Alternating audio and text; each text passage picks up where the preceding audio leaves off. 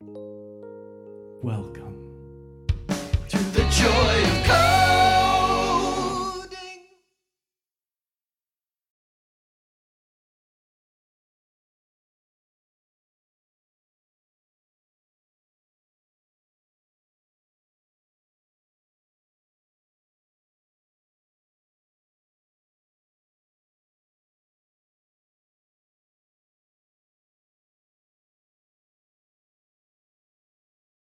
What's on the docket for today? Today is February 14th, 2018. A reminder, no plan survives breakfast. I kind of have a sense of what I want to do today, but things might go horribly wrong, and that's okay. It's okay when things go wrong like this. Oh, am I muted? Apparently, it's fixed. Was I muted before? Oh, I was muted over here. I apologize. Hold on. I better fix this. 1 second.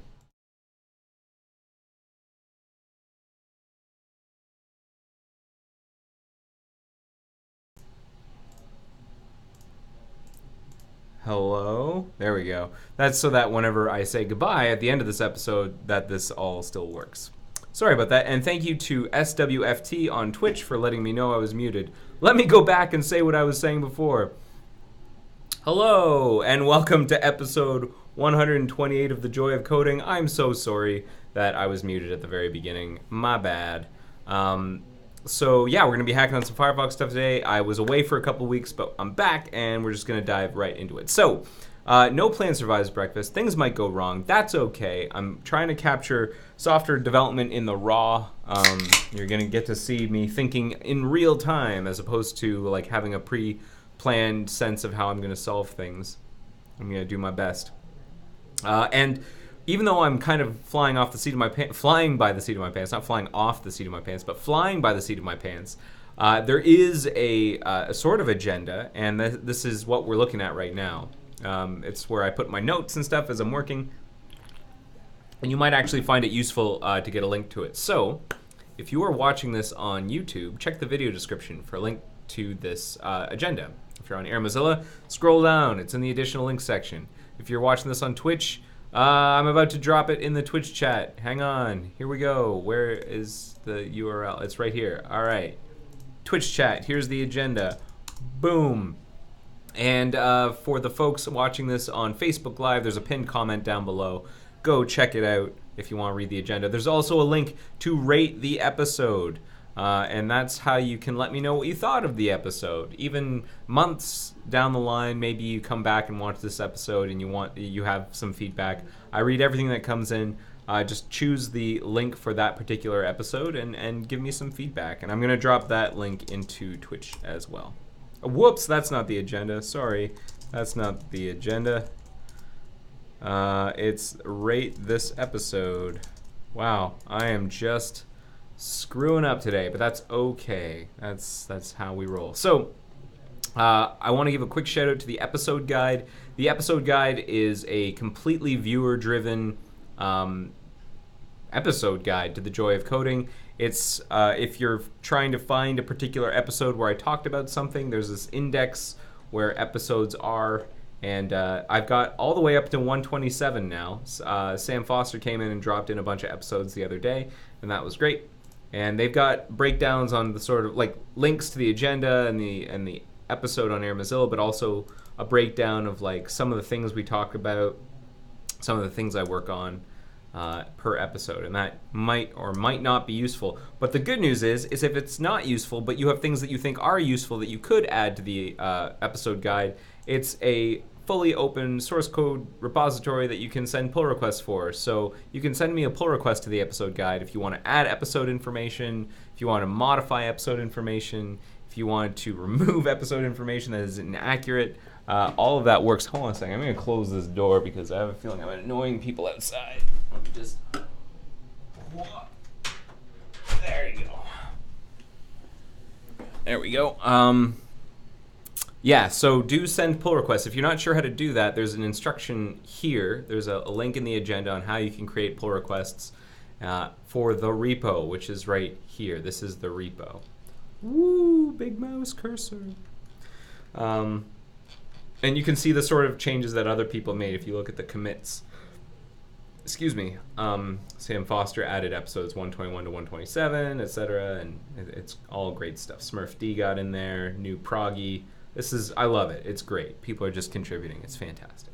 So what are we doing today? Well, first of all, I better make sure everything's working because things weren't before. Am I recording? Yes. Can you hear me? Yes. Do we have sounds? Yes. Okay. Then let's keep going. I want to give a quick shout out to Sean Prashad. Sean Prashad tweeted this just like a couple of minutes ago, maybe about an hour ago, and I saw it and I thought I wanted to give him a quick shout out because he just completed his first ever live stream working on a Mozilla bug. I think it's for AMO, for the addons.mozilla.org site. He was trying to analyze what the problem was and where he should start, and he was like basically doing a dive into the code base to try and figure out how it all works. And I thought that's awesome. Apparently he took inspiration from this show. So thank you so much, Sean, for watching this show and for taking inspiration and for like carrying it forward and doing your own live stream. I think that's awesome. And so I think you should check out Sean's stream here. There's a link in the agenda. Go give that a watch. It's his first time, so it's, you get to see him in the real raw. It's not, this is like someone going into the source code for the very first time and getting a sense of it. So that's the good stuff. Go check it out. So what are we working on today? Enough preamble. What are we working on? So we have this problem. We have these utilities called browser utils promise reflowed and the more commonly used browser utils promise layout flushed. And what they're supposed to do is they're supposed to be used by the front end code of Firefox to know when a good time is to ask style and layout information from the engine. Because if you ask at the wrong time, you can drop a frame. You can cause stuttering. It's bad for responsiveness or I should say smoothness. It's bad for smoothness because you might drop a frame and then an animation will start to stutter. And we call that jank when you drop a frame like that. We want to avoid jank. And you can avoid jank if you reduce the amount of work you're doing every frame. And so these functions were supposed to make it possible for us to queue up work to happen at the very beginning of a new frame where all of the information that we want is already calculated and cached. Like it's safe to get it at that point because it's very cheap to get, as opposed to later on in the frame where it's possible that JavaScript has altered the DOM in some way and we have to do what's called a style or layout flush, which can be quite expensive. So that's what these functions were supposed to do, but they don't do their job properly because they don't take into account the possibility that a style flush might occur, but a layout flush won't occur, and things of that nature.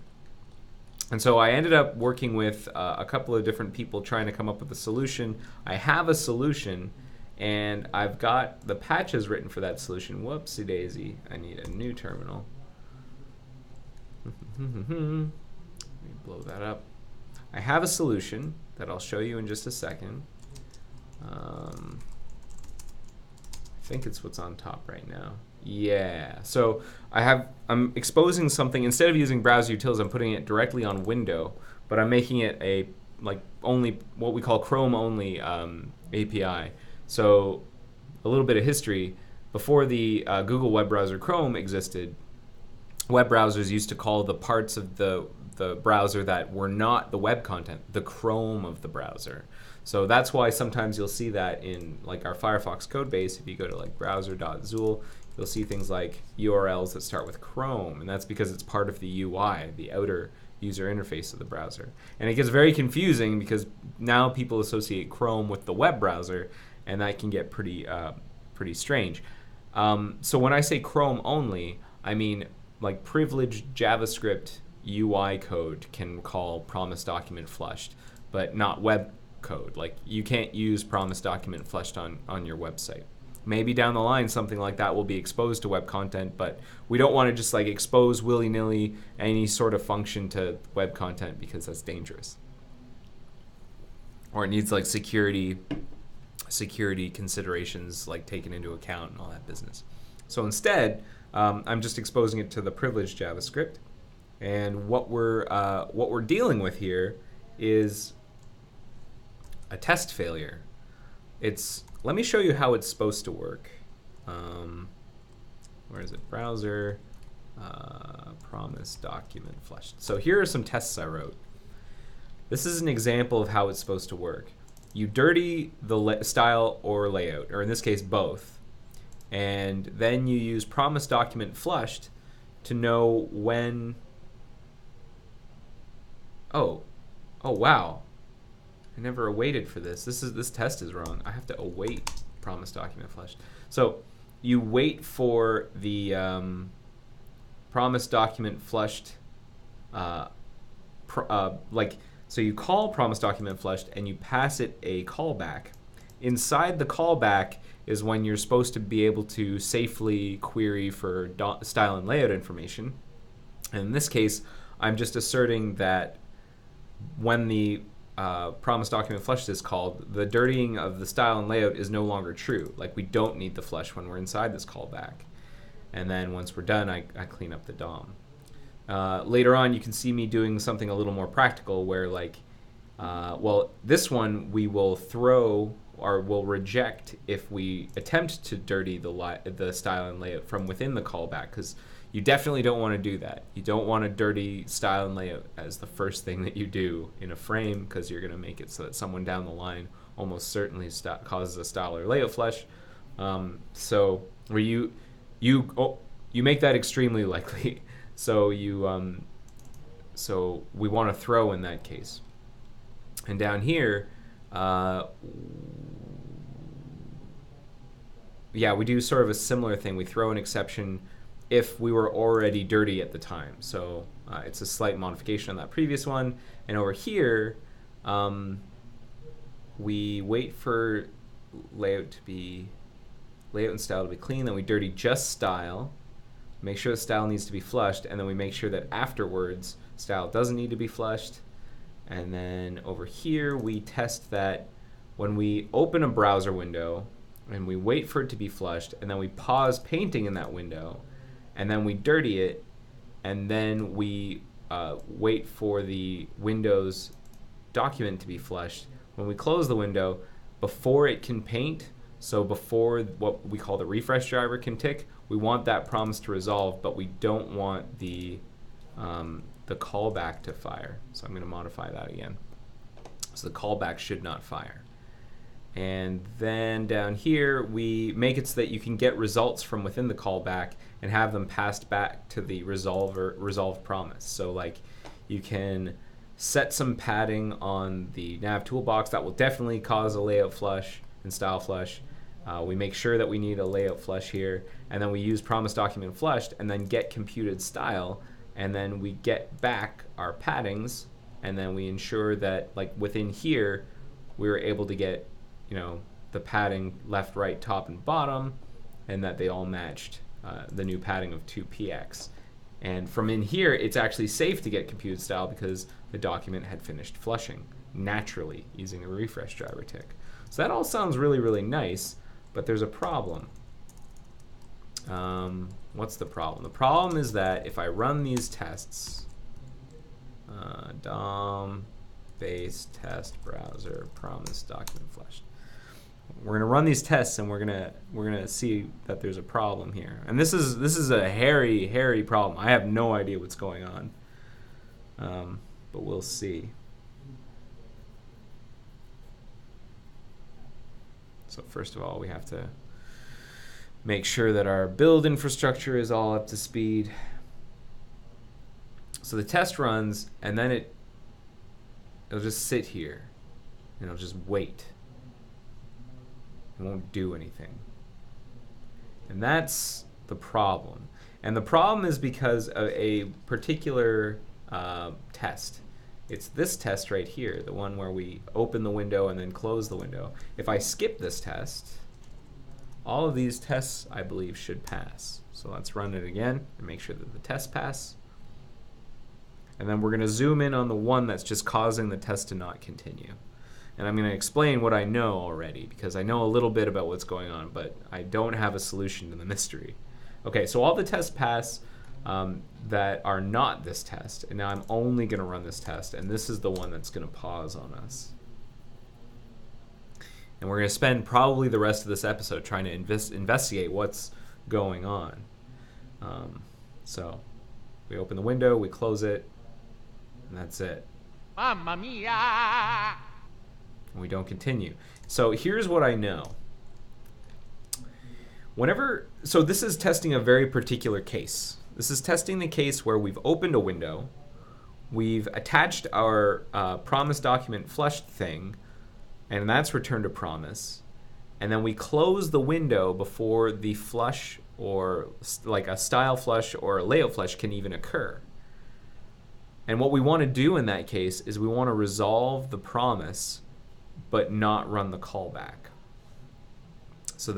And the reason you want to resolve the promise is so that if anything's waiting on this information, it can continue even though the document's going away. So it's probably going to throw an exception, but later on. But at least it moves the responsibility out of the promise document flush stuff. Basically, we're saying if the promise resolves, the refresh driver tick has either happened or will never happen. That's kind of what the resolution ends up being.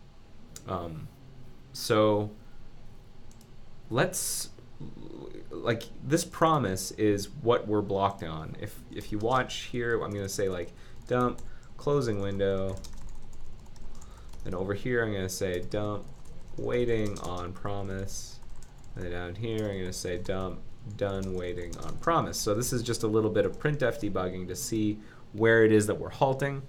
There's nothing shameful about printf debugging. Use whatever tool works for you. So I'm actually, so I know where the problem is. I'm just trying to catch you up. So the problem, where would we see here? We skip, and then where do we get to? There's an exception there. We closing the window, and then we're waiting on the promise. And then we never get past waiting on the promise. So originally I was thinking, oh, this promise is not resolving. But what's wacky is that if you inspect the promise, we have this stuff that's available just for Chrome JavaScript called, I think, promise debugging, promisedebugging.getState. So we have this global called promise debugging, which we can use to like get information about whoopsie daisy, get information about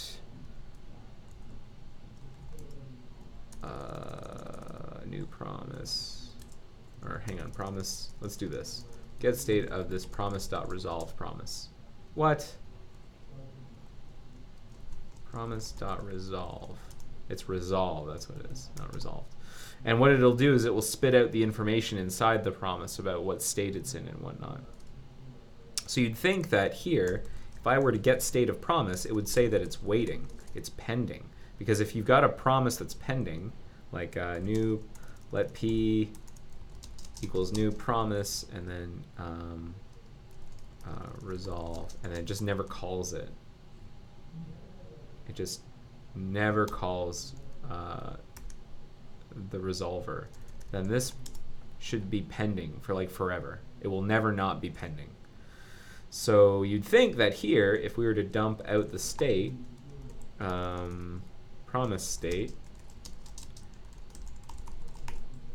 I'm gonna dump it out.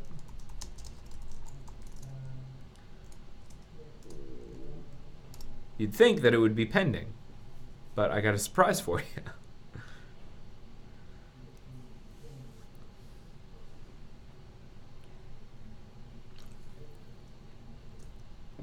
It's fulfilled.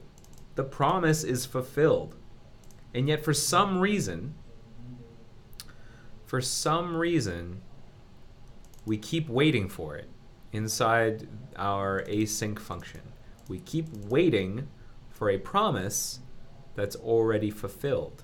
And if you're familiar with async and await and promises, that's not how that's supposed to work. If a promise is resolved, if a promise is fulfilled, then you don't await on it anymore. You continue. You re-enter the function that is async and you continue. So this is a little freaky. I'm dealing with like a broken behavior in what is kind of like our JavaScript support for async functions. And And I don't know what it means. Maybe I've created the promise incorrectly, because part of this is actually written in C++. The NS global window inner is where I wrote the code. Promise document flushed. Here is where, whoopsie daisy, where is it? Here's the code I wrote, and this is where we like construct the promise. Construct a promise here.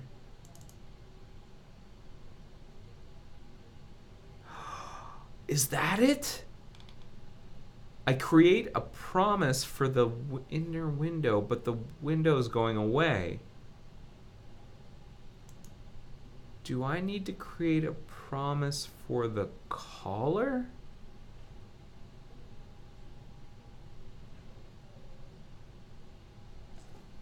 Okay, so here's what's going through my head. I want to try and get this out there.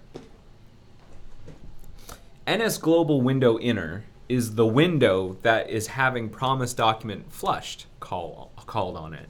And in our test, the one that's breaking, that's the window that's closing. So we have this promise that is being mapped to a global, and the global of get owner global is the global for the window that is closing. And that's what the promise is bound to. If that window goes away, if that window is shutting down, maybe the promise just won't resolve. So maybe I need to bind the promise not to the global of the inner window, but to the global of the caller. And that's something we get off of ACX, I'm pretty sure. ACX is the context of the caller. So is there a way I can get a global out of a JS context? This is the craziest stuff. It's like dealing with JavaScript from the other side. It blows my mind. But I have to somehow get an NSI global object. Or maybe I should look to see other examples of promise create. Because that here, global do, so that will get off the window. I want to get it off a context though. To create interface of owner, no. Create M global, no.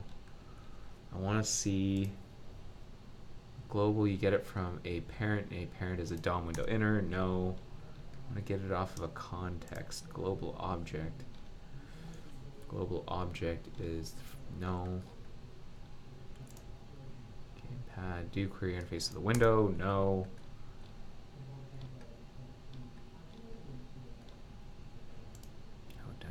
Global, no.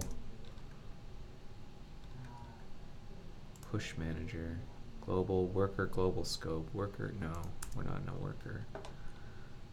Service worker manager, no, that's probably gonna be a different thread.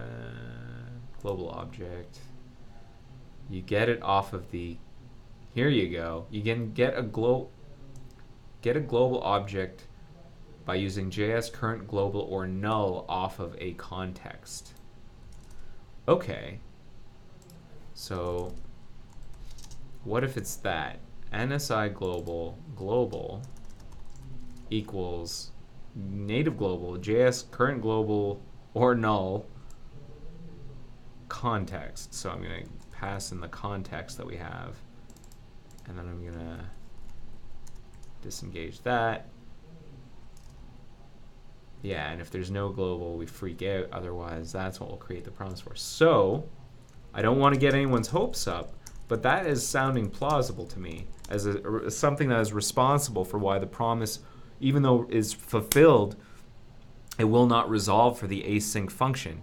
It's because the promise, like, we're holding a reference to it, but it's like the scope went away, if that makes any sense. I don't know. This is all very, like, I'm doing this based on observation, intuition. I don't have like a really great mental model for how the JS engine works, especially at this level. Like creating promises and like scopes and stuff. What does it mean to create a promise that is bound to the global of a window, but then return it to a context that is not bound to the global of that that doesn't share that same global? Like, what are the behavioral differences between the two? I don't know. And I feel like that's a thing I want to know more about. I'm hoping that whenever I finally get like, when I finally get this sort of up for review, someone will be able to answer that question for me. Like, and at least tell me if I'm going wrong, because maybe I'm doing all of this wrong. I'm mostly just cobbling together code that I've seen that's similar that returns promises. So maybe I'm doing this all wrong. The other thing I could do is I could look at another example. I had a blog post that maybe I should read because I've done this before. Promise Mike Conley. I wrote a blog post about how to get a global object from JS context. This is exactly what I needed. Someone mentioned that to me for something unrelated, and so now it's starting to bubble up in my subconscious. So I'm talking to myself here. I'm working on a patch to make gathering profiles, turning a DOM promise from C++. You need to hand it something that implements like global object. Especially this helps the promise determine what memory region that belongs to. How do I go about turning that into an NSI global object? Here's the maneuver, and we do, I think, yeah, this is the maneuver. Good. Resolving. You have to resolve or reject that promise for it to have any real value. Resolving or rejecting a DOM promise is just JavaScript straightforward. In C++, things are pretty hairy. I did it in an episode of Joy of Coding, episode 16. If you're interested in seeing when this happened, what do? I created an AutoJS API. I get the promises compartment, the global JS object. Key parts here: getting the AutoJS API on the stack and knitting it, getting its JS context, and then putting the JS auto compartment on the stack. Note that I had to pass not only the JS context, but the global JS object for the promise as well. I suspect that's, again, to ensure that the right compartment is being entered. Otherwise, I start filling assertions like crazy. The above code is by no means perfect. I'm missing error handling functions from the JS parsing goes wrong. Be disappointed you're doing this for fetch. And then, were there comments on this? You should pass your global object directly to JS API init and treat it fallibly. No need for JS auto compartment here. You should also not add new usages of JS get pending exception. JS set pending exception, JS report pending exception. Use the API on AutoJS API instead. AutoJS API. What is AutoJS API?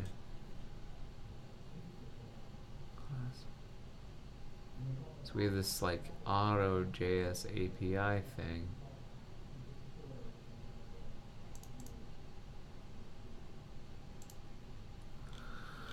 What is that? For any interactions with the JS API, an AutoJS API, one of the subclass must be on the stack. Its base class should be instantiated as respect to run script calls, then ones init functions, grabbing an appropriate JS context on the main thread, pushing it onto the JS context stack.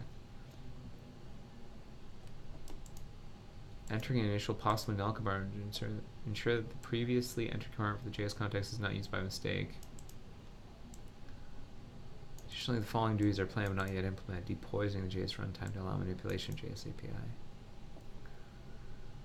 Auto entry script should be used. So should I be doing this in order to run my callbacks and like resolve my promises? Okay, well let's first see whether or not the test passes. I don't know if it will. It'd be lovely if it does, but I don't want to get my hopes up.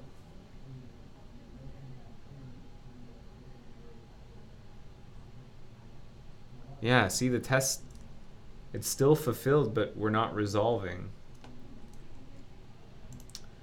So that doesn't help, but I do think that that's like maybe it makes more sense to get the current global or null off of the context. I think that does make more sense.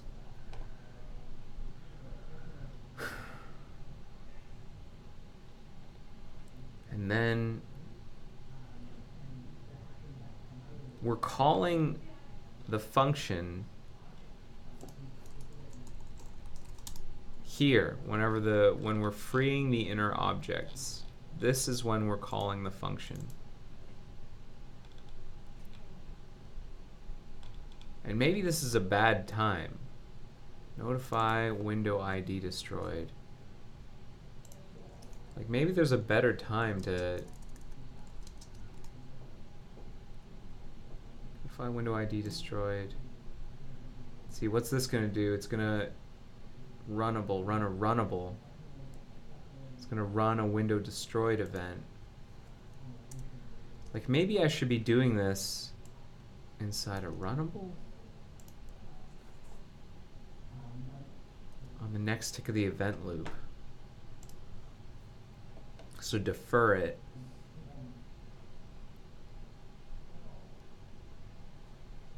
That's an idea. I do something kind of like that in tab parent. What was it? Layer tree update.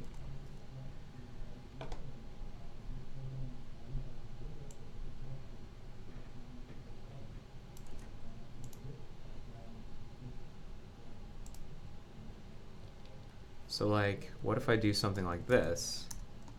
Over here, I create a ref pointer to,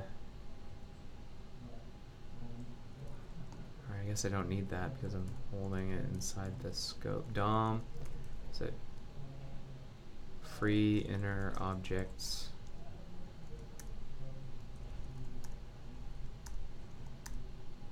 Self. Oh, that's why I did self. Self equals, I'm gonna do document, ref pointer, promise document flushed resolver. Resolver equals document flushed callback. I'm just kind of making stuff up. Let's see what happens. I'm mostly just, I'm going to be leaning on my reviewers to determine whether or not this is the right move. I know enough C++ and JS API to be dangerous.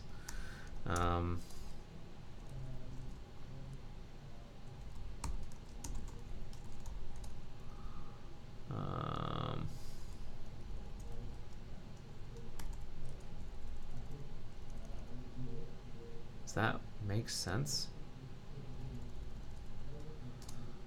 Would that even compile? Let's see if it likes it.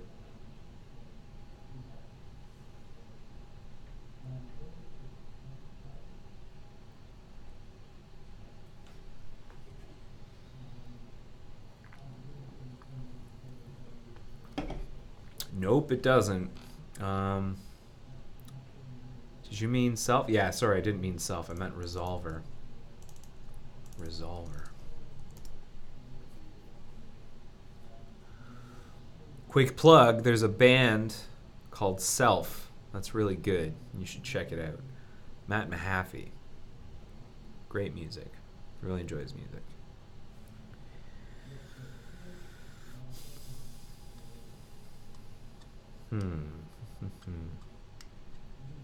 So why do I think that this is necessary? Well, it's possible that that's a really bad time to run script, is right when we're doing free inner objects. Maybe we're not at the right time to run the callbacks for resolving the promise. Maybe we have to wait until another tick of the event loop, or like the next time we pull off things on the event loop. So let's see what happens when we run the test now.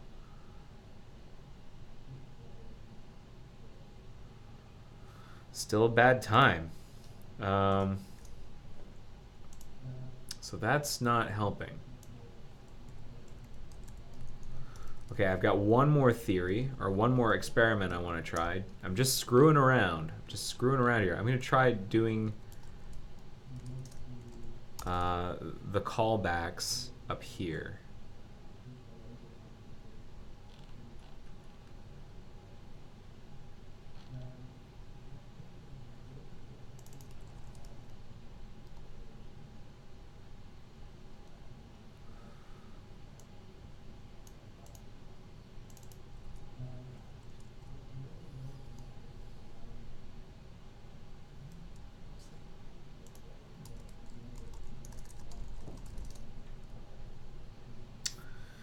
And if that doesn't work, it might be time to start calling in for help. I mean, there are ways that we could investigate this ourselves. Async function. Yeah.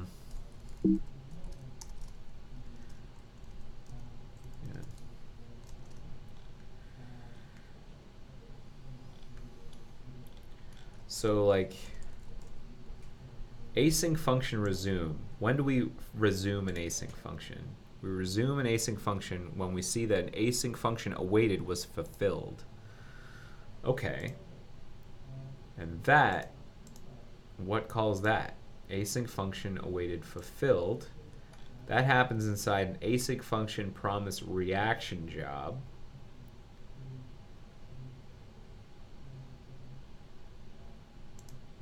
And the async function promise reaction job happens inside promise reaction job. So maybe we should see whether or not we get here whenever we resolve the promise.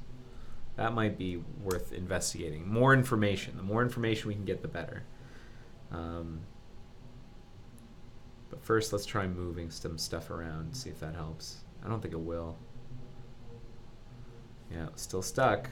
Still stuck. Okay. So let's see if we can figure out what's going on here. Promise reaction job.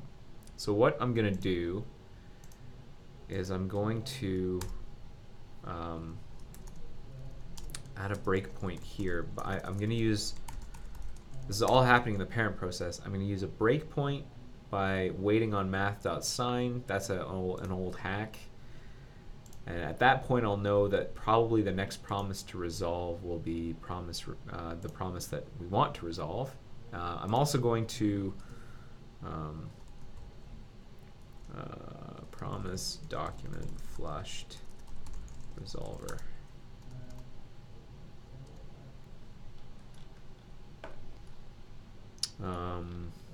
Here, resolving with undefined. That's where we actually want to break, is right there. So let's build that. And we're going to attach our debugger and see if we can get to promise reaction job. What calls promise reaction job? That's another thing. Promise reaction job is called whenever you enqueue a promise reaction job. Tells the embedding to enqueue a promise reaction job based on 3 parameters. And enqueuing a promise reaction job occurs whenever you trigger promise reactions or perform promise then with reaction. Huh. Okay. And it kind of, I don't know which one we'd be entering in on normally.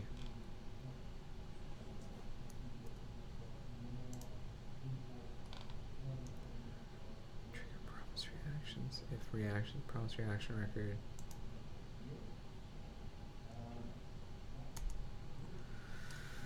All right, so what we'll do is I'll run the test, but with debugger LLDB.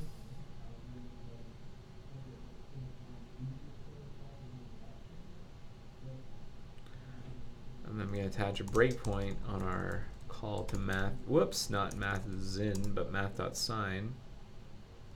Whoopsie daisy. It's break, not attach. And we're going to run.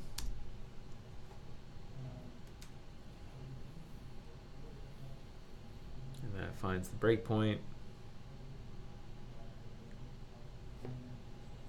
Okay, so we've hit our breakpoint. Now the next place I want to hit is it in queue? I might want to go to just promise reaction job. Break promise reaction job. And what's the namespace? What namespace are we in? Namespace. There is no namespace. All right, so promise reaction job. Great. Continue. Okay, where are we?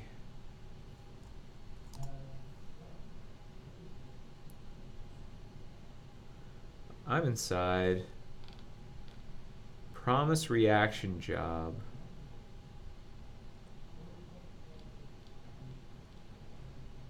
Because I'm inside a cycle collection micro task callback. But I didn't see the print message that we put in. This must be a different promise that we didn't see resolving with undefined. I'm actually going to set a breakpoint there too. Break.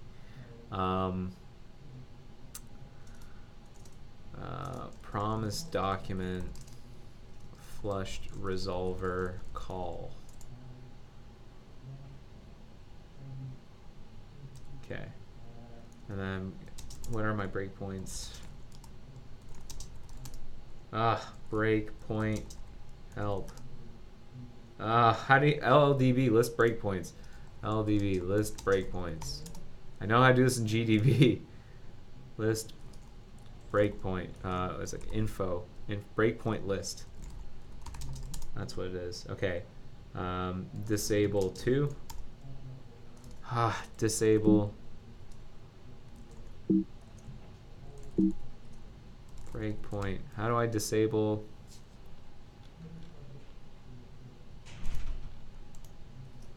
LLDB disable breakpoint.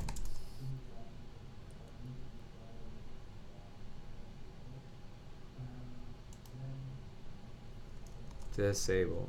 Disabling. Breakpoint disable. Okay. Breakpoint disable 2.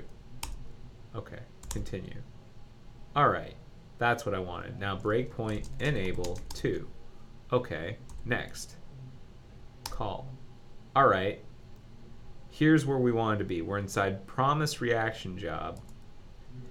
And this is because we are inside add-on wrapper. What? Cross compartment wrapper, add-on wrapper, forwarding, all this business. Nested event loop, after promise tick, promise resolver, spin event loop, call method.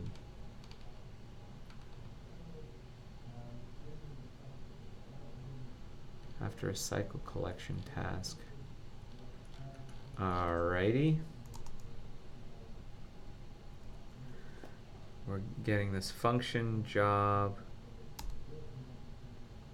Reaction object is a proxy.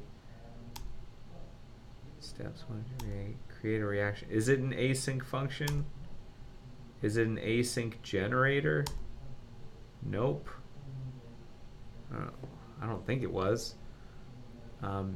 P reaction is async function.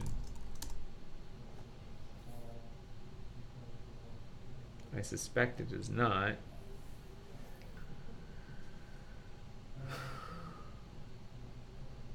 Doesn't know. Great. Are you gonna handle resolve? I don't know what's happening here.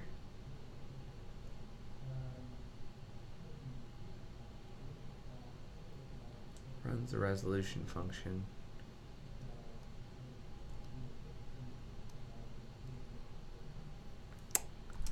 Man, alright. Well, here we are again.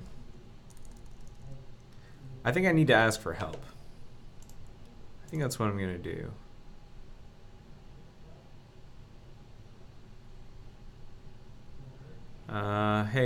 Hey, you're able to help me figure out why an async function won't resume even though the promise it's awaiting on is fulfilled.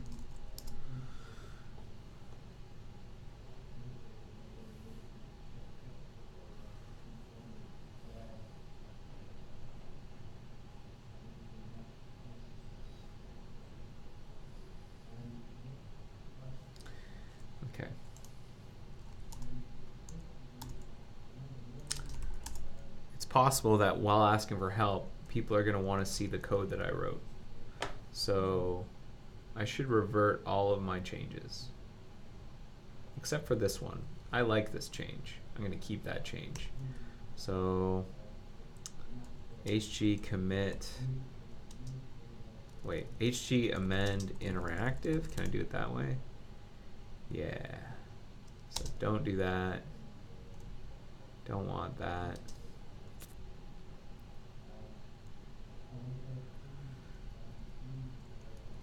Don't want to change that. Yep, want that.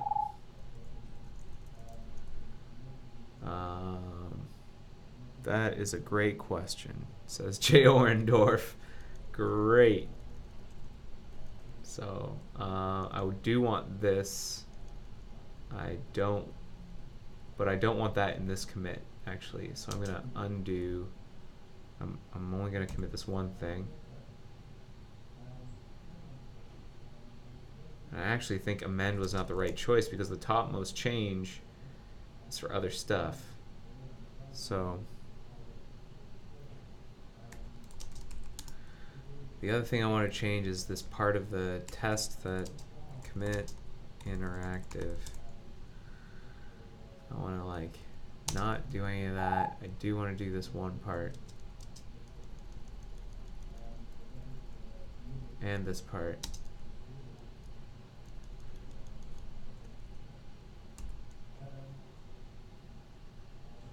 I actually do not know how to figure that out.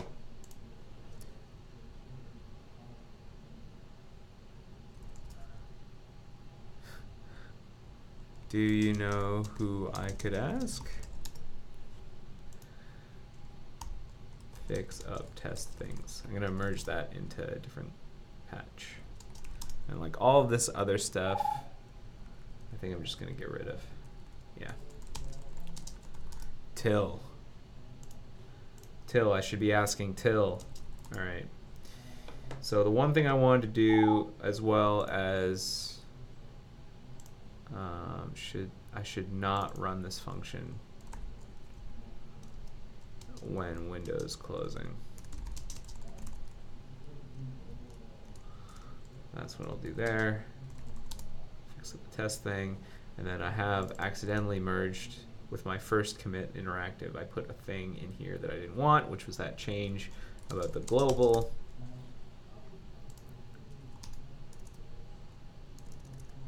Cool, thanks. All right, let me see who's awake. I'm gonna have to do that in a different window though. You can't see because I don't want to pull up personal information about people who don't know I'm doing that. Hold up.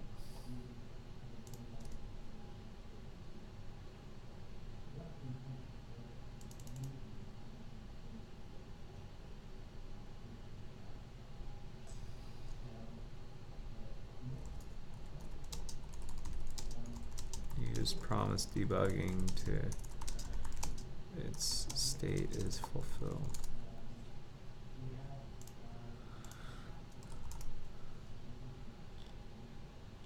So this fella is in Berlin, okay. And the other person I need to ask is in Japan. Who's likely to be awake right now? Probably the fellow in Berlin.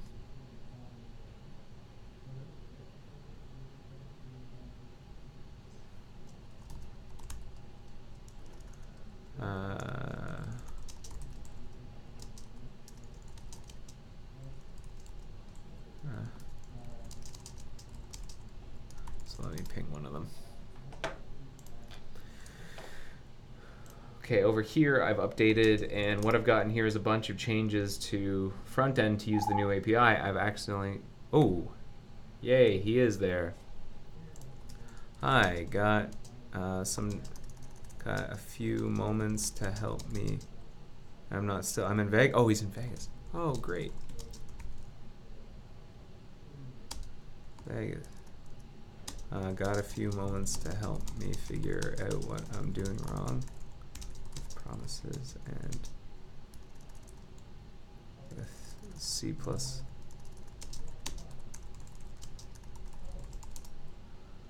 It's being resolved in C++, but for some reason it's not resuming the async function that's awaiting on it. Okay, so I'm probably going to want to show them the code in a second. This is the part I want to extract from this patch. It shouldn't be in here. I'm going to uncommit that change.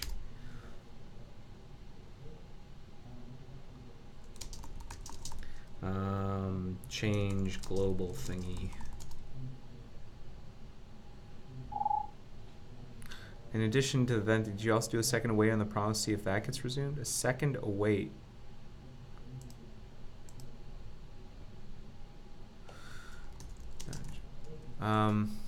Here, I'm gonna bring this over here because this is a public channel anyways. Not sure what you mean by second await. Like in a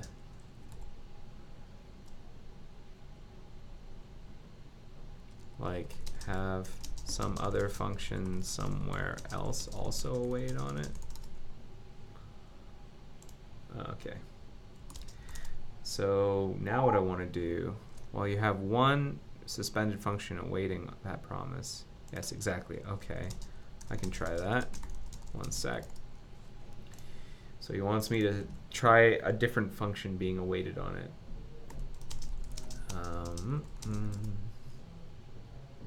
So I'm going to move that up there, then I'm going to fold things together that need to be folded together. So we'll close down.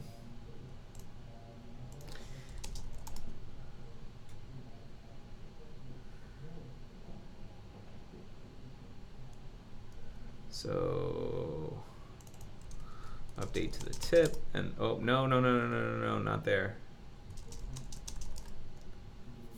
Update to tip, and then hist edit to there. Change global thingy, that needs to be rolled into the first patch. And fix up test things, that needs to be rolled up into the second patch. And what he wants me to do is he wants me to await on a second function, have two functions await on the promise. So what I'll do, I think, is I can like I'll go like await on await or it's still updating.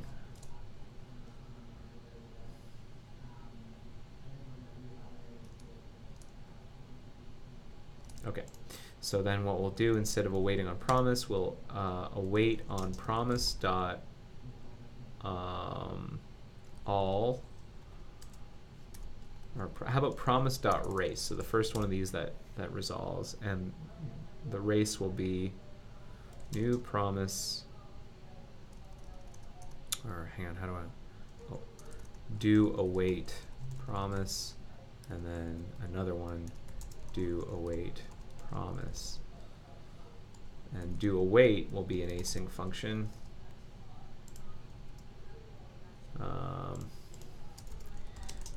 Do await, it takes a promise P and it waits on it. And we'll only run this one. So let's build binaries.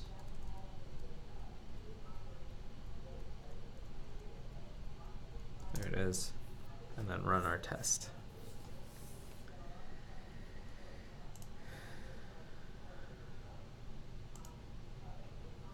Meanwhile, it might be worth taking a moment, posting what we've got up to Moz Review so that Till could take a look at it. I hope it's cool that I've got this chat window open while live streaming. If it's not, I can move it off.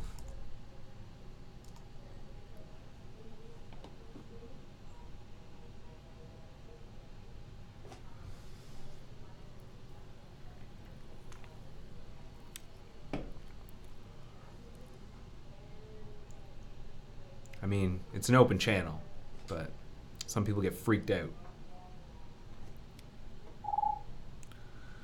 Cool.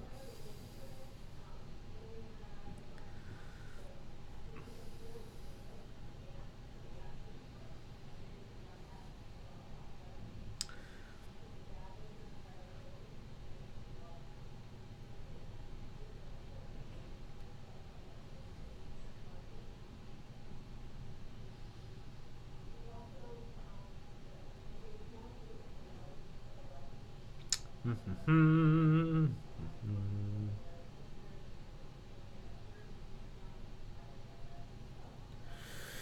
on, come on. What are we waiting for? Let's do this. I want to get an answer. I want to know what is wrong today. Won't mind the mix of conversation going on. Guesses the audience won't mind the mix of conversations. Probably not. They're a quiet bunch.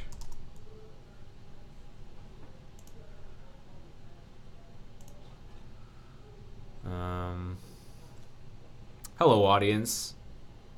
Just saying hi. Okay, so let's see here. Let's run the test and see what happens. Actually, I'm going to do a slight modification as well. I'm going to do it without the debugger. And I'm going to make it so that we await and we like dump do await exited. Because the promise resolved.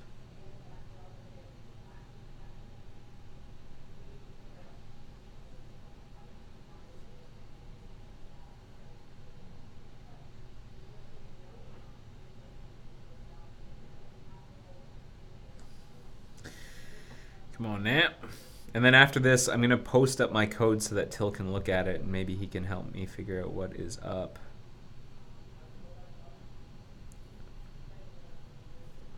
So, skip.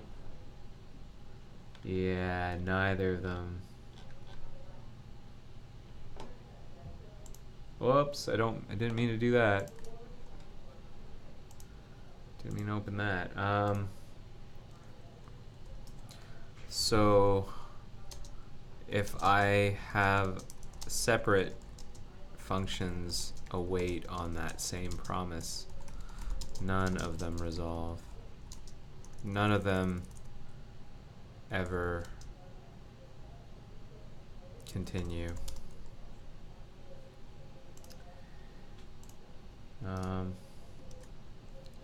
Let me revert all that stuff and then I'm going to post it. Perhaps it'd be best if I showed you the code.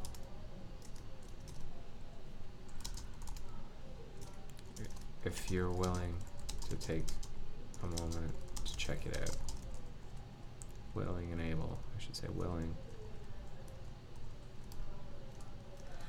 Alright, so let's push.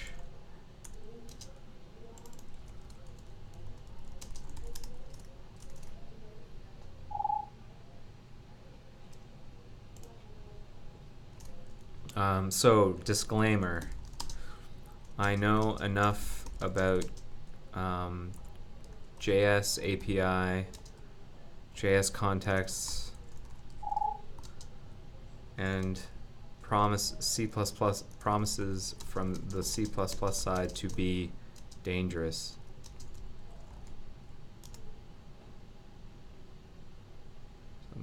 That doesn't. Yes, that seems to be the case.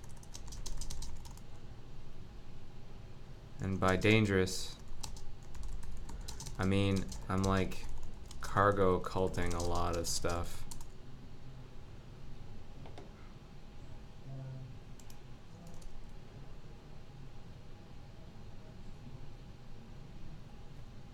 So this, well, enough excuses.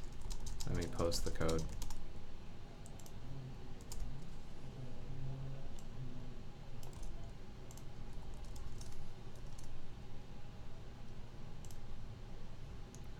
So I'm going to remove the reviewers here.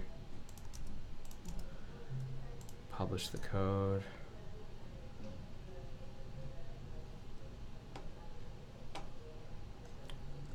Touche.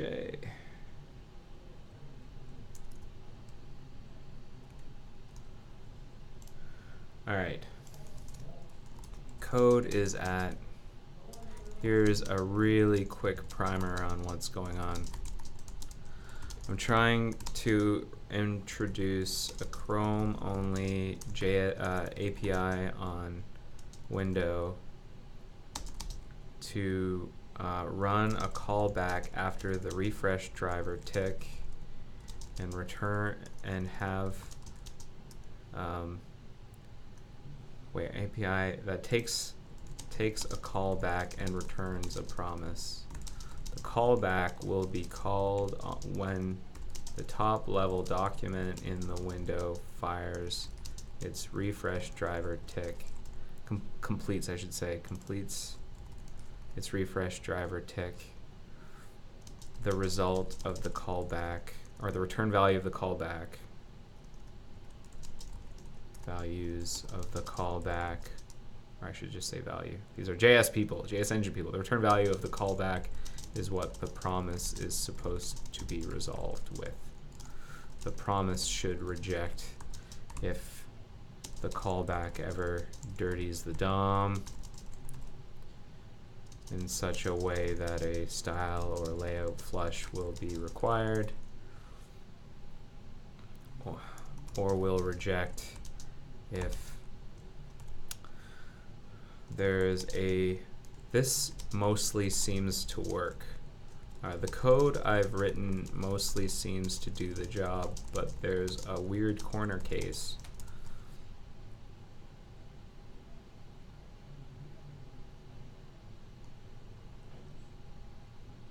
In the case is, suppose we have have attached a callback, gotten a promise back for a window that will never fire its refresh driver tick because it'll close first. We want to, in that case, for now, we want to resolve the promise without calling the callback, so that consumers can just consumers of the API waiting on the promise can continue despite the fact that the window has disappeared. I have a test to test that scenario.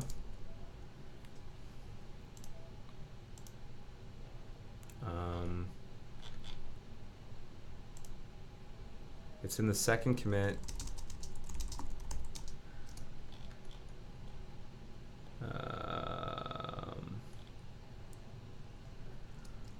Lines 141 to 157. This is the one that fails, or rather just kind of waits around forever. The promise returned on line 151 is awaited for on line 156 and we never resume the test resolved in window close function to finish the test. Using promise debugger, was it promise debugger? Promise debugging dot get state. I can see that by the time line 156 is reached, the promise is actually already fulfilled. It's just, well, we just wait forever, or until the time, the test timeout happens.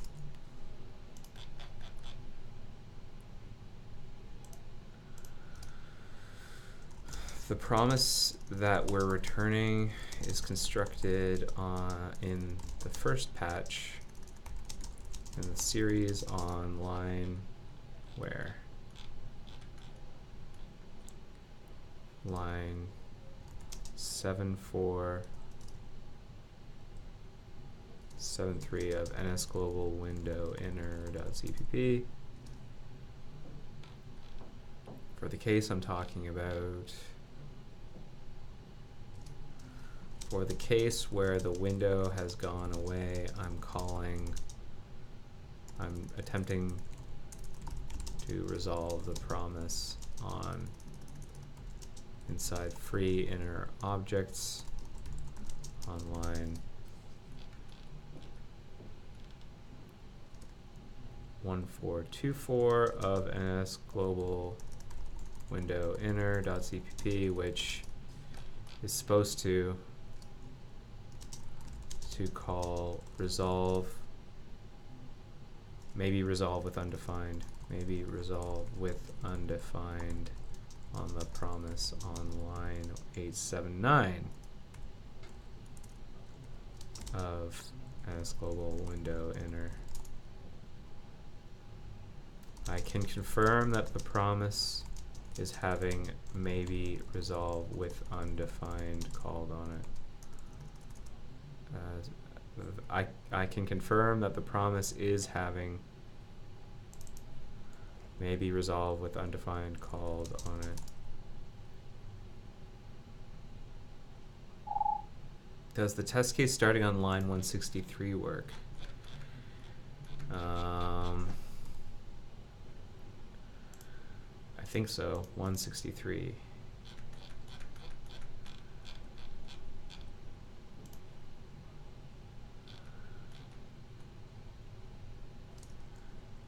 Yes, all of the other test cases work.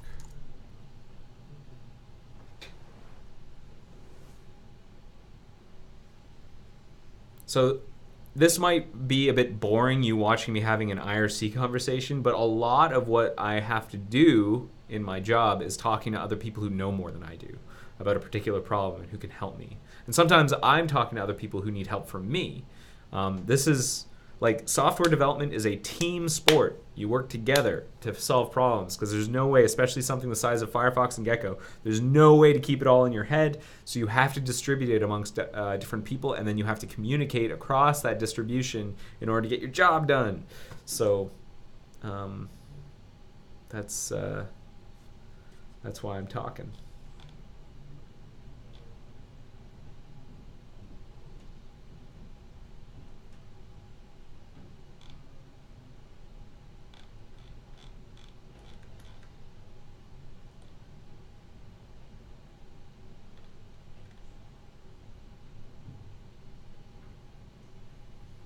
So Till's looking at it.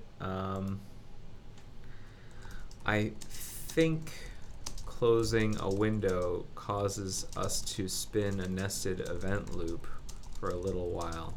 Could that impact things like micro tasks or something? I've heard of these micro tasks, and I hear they're kind of a big deal.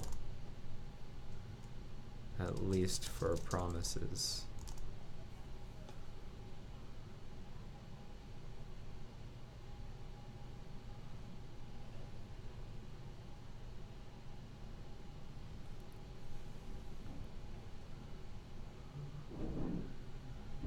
Yeah, this closing of a window will do what's called spinning a nested event loop. They are, but I'm not sure how they would affect this. Okay. Okay, cool.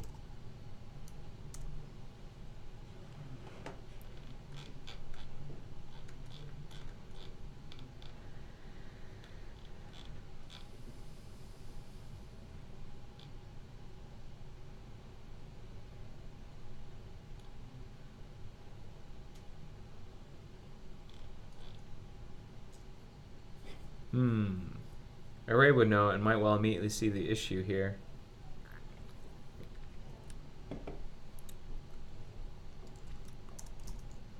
Would it be a good use of your time, or would it be better for me to need info array instead?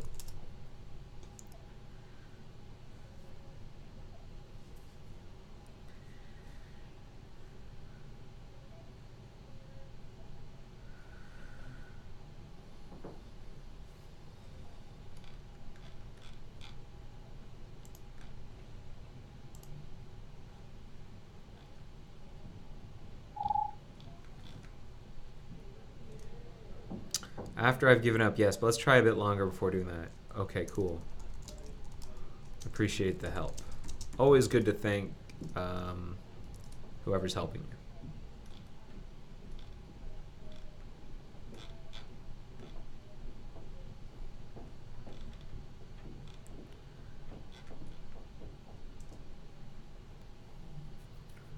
When window closing is involved. Wow, good luck. Says Jason Orndorff. Jason Orndorff strikes me as you've seen so much battle.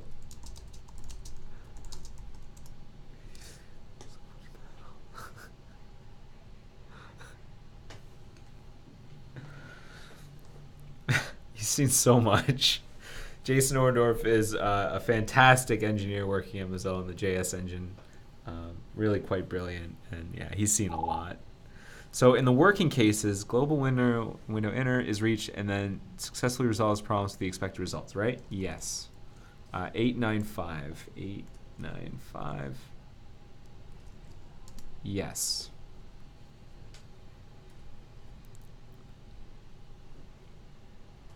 Is compiling with the patch there. Oh, Array, you're awake. Whoa. All right. Whoa. Hi. Isn't this super late for you? Or early?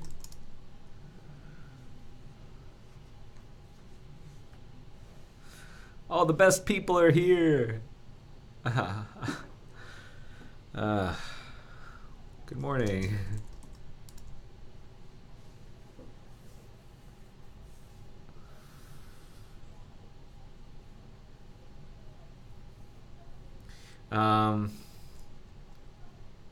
It feels very good. There's something very comforting, especially if you've been struggling with a problem for a while. Something very comforting about having you're surrounded by experts, by people who know this stuff. That's a very good feeling. It makes me very happy.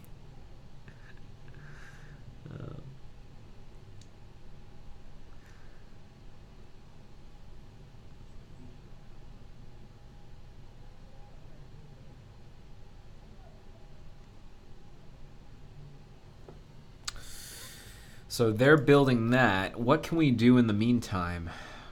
I mean, we could try some experiments now that we're waiting. We can... What kind of experiments? I should ensure that I'm hitting this. Like, I know I am. We saw that that promise was being fulfilled. I don't know... What could we do?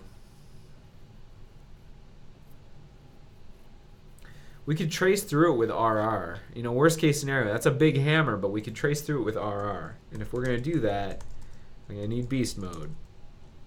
Beast mode, if you're not familiar with it, is my PC or my Linux box that is asleep right now because Windows decided to restart itself. And so I can't get access to beast mode. Shoot. Mamma mia. Man, I can play a sound. Where's a Mamma Mia? Mamma mia! So what I can do is actually I can go start up that machine. I can run over to that machine, over at my desk, start it up, and then come back here. And that's what I think I'm going to do, just to keep us moving forward. So give me 1 second. Well, more like give me 30 seconds. Give me less than 1 minute to turn on beast mode and come back. Hold on.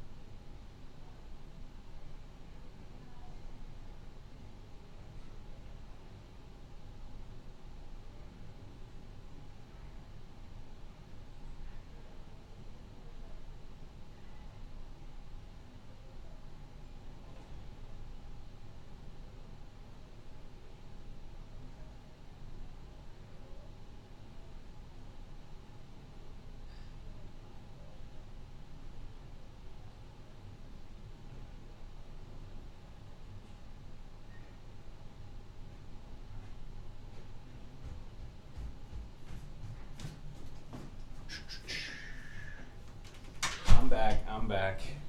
Sorry for the wait. All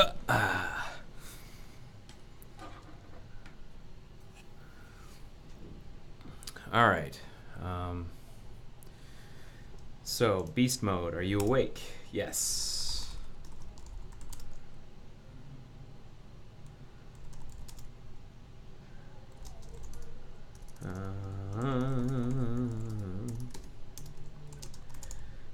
you have any work in progress on beast mode.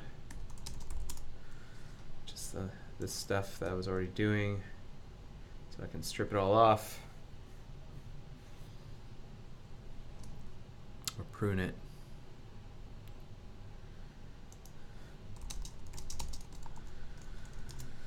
And then we're gonna pull down this stuff.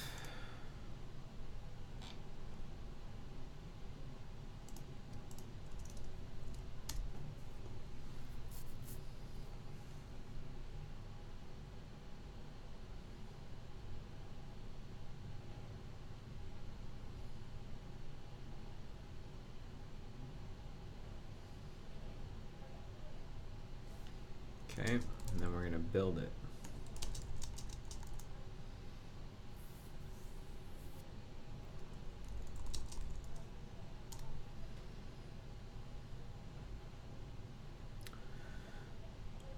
Let's make sure that gets started properly.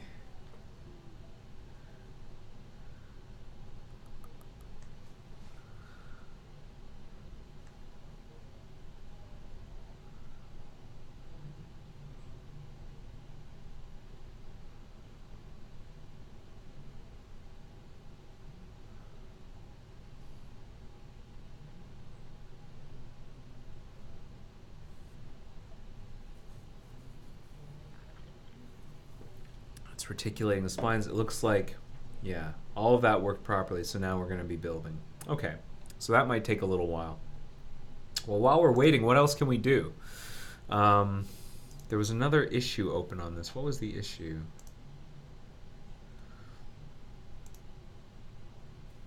Check for a specific exception. Yeah, I think that I've addressed. So that was some feedback from Paolo, who's like, if we assert, we should assert that we're rejecting a certain way. And what I'm saying is, yeah, there's an is not modified exception. Is what we're rejecting with. Do you have this in a debugger? I can have it in a debugger if you'd like. I tried breaking just before the promise was resolved in as global window inner and trying to see if it got to promise reaction job, but I really kind of lost track. I really kind of got confused, but I was never sure if the promise I was following in these callbacks was the one I cared about. I was going to try using RR as if we couldn't find the problem by inspection. I'm currently building the patches on my Linux box as we speak for just that reason. I guess that's not necessary to say. Alright, so we're building. Oh! Failed to compile. Why? Why? Why?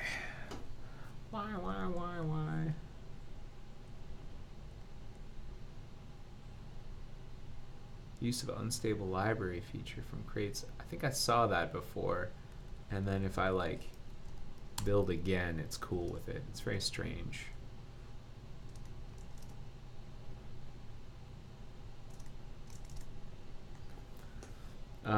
So what can we do in the meantime?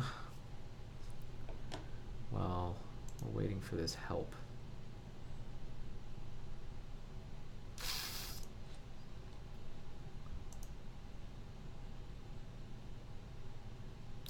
Well, there's this other bug we could start to investigate. So maybe we'll do that. I'll put this aside for a second here, and we'll work with till and array in JS API for a little bit. But while we're waiting on that information, we'll work on a separate bug. So we're gonna do some parallel work here. a little context switch. I know that context switching is not a thing that a lot of people like doing. I think that's like kind of par for the course. You have to be able to adapt and context switch if you can. So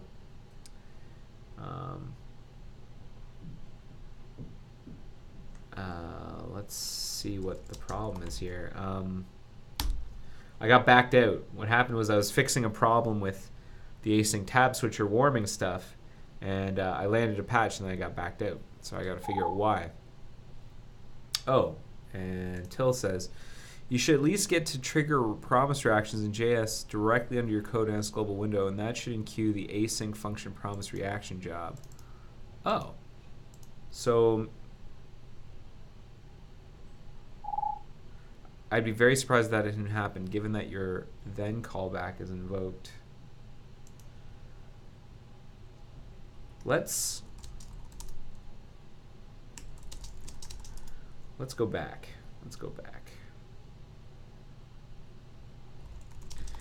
All right.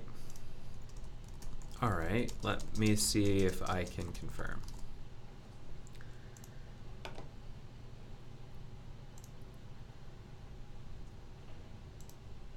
So once again, I'm going to put a skip here.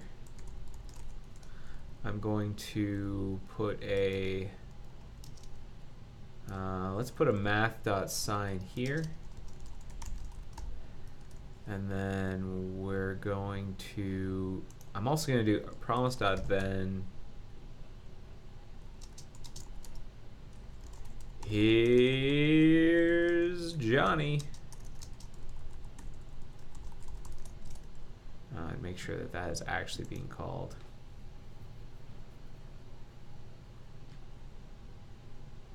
Meanwhile, we're building over here too.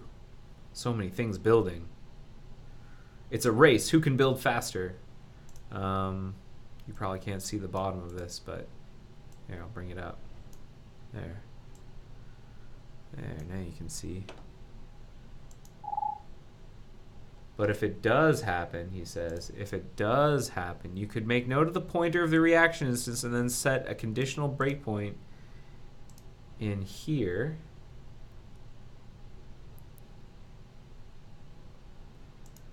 An async function promise reaction job. Make note of the pointer of the reaction instance. I see. Okay, that sounds reasonable. Let me give that a shot. Thanks.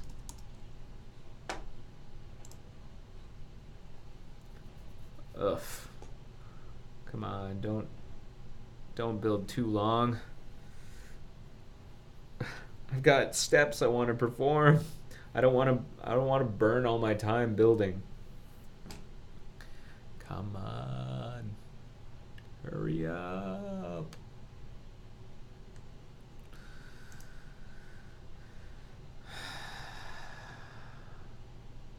Is there any reviewing I can do while we wait? That's a good use of time, reviewing other people's code. Let me pull my Bugzilla stuff off screen so you can't see it, because I might have security bugs in there. That's why I'm doing it. Not because I don't like you, but because I might have security bugs in my dashboard and I don't want you to see them. But let's see if there are any things that I should review.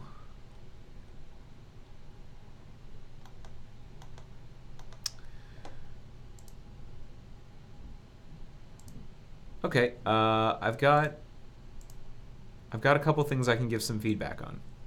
So let's bring this over here.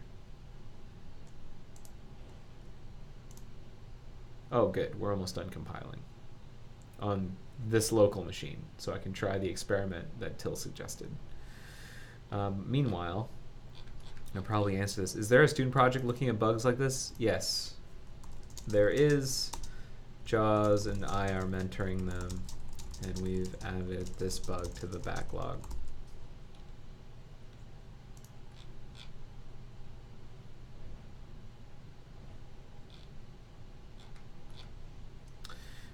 Make the output of reflow tests more usable. Our reflow tests are often start, and I think this is in large part because the first line of output for test failure is unhelpful. Current output is also very hard to read for developers' situation in a large number of reflows. I suggest testing with the browser unreadable when past the tweak. Expect reflows list to see the failure cases. Let me know what you think. If we move forward with this, I probably want to rename times to max count, make it more explicit that there's now maximum. Occurring less often won't cause a test failure anymore.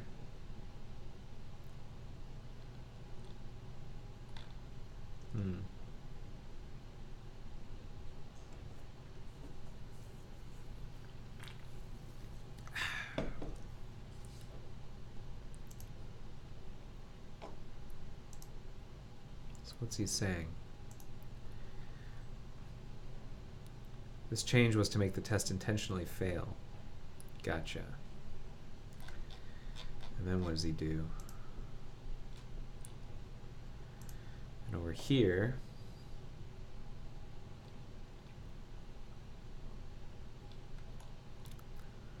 collect all reflow stacks, we'll process them later. Reflows push.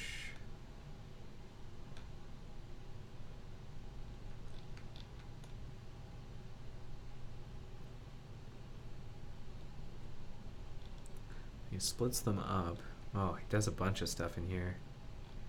I guess I better figure out what all of this... This is like the important part, I think, right in here. But we have our Firefox build finished in both sides. Wow.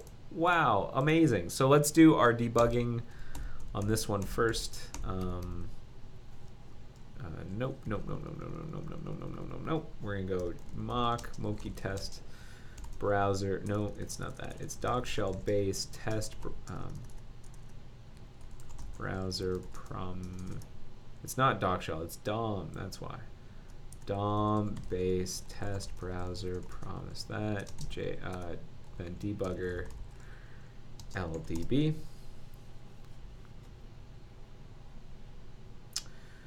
I'm going to add a breakpoint on math sign. That's a classic. Oh, again, I don't want to open that. Gotta stop doing that. Hurry up. Meanwhile, over here, let's see if we can reproduce the bug. I have to start up a VNC server to run display on, and then I'm going to say display 1 mock moki test browser. No, it's DOM base test browser promise document flushed. Let's set that, and over here we're going to break on JS math sign, and we're going to run. Then we can view the test running over here on beast mode.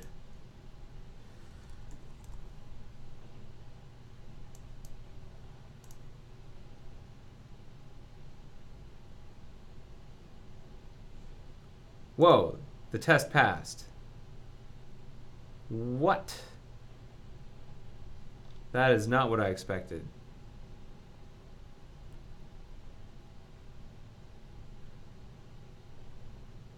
Why would... What? Why did the test pass?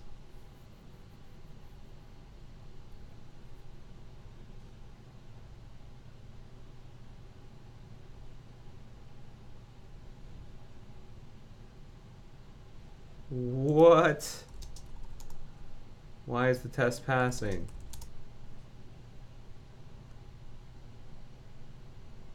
Oh, because I'm skipping it. That's why. I shouldn't be skipping it. It's ha ha. Only. That's what I wanted to do. Only.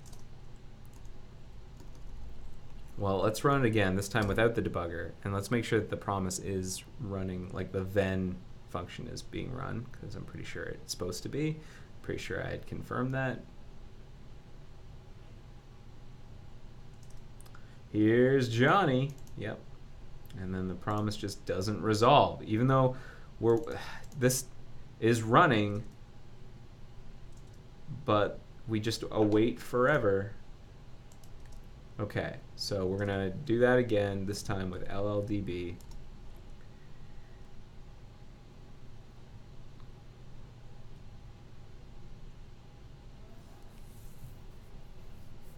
break on JS math sign and run.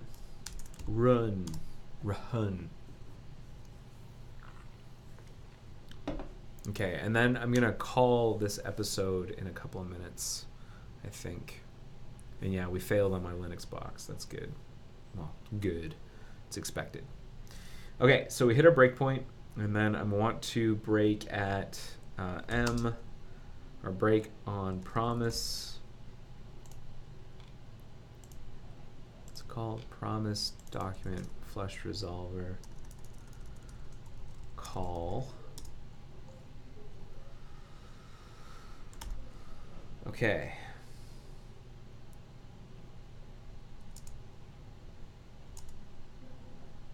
And we're going to resolve with undefined. So we're going to step into that, step into that, step into that, keep stepping.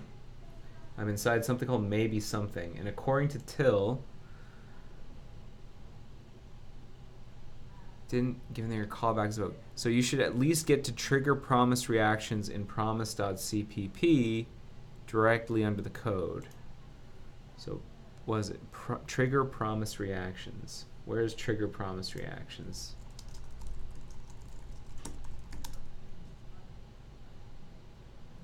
In resolve promise. And where am I right now? I am in maybe resolve.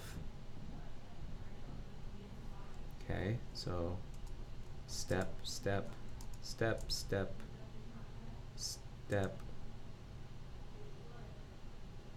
step, step. I'm in maybe resolve now. Good. So step, step. What happened? Step. Whoa, what did we bail out for? We did not get to where we expected. All right, hang on. Kill. Run. Let's do that again.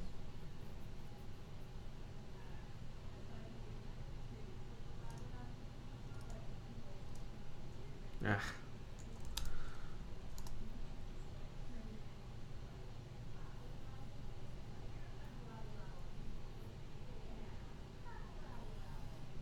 So break JS math sign, run.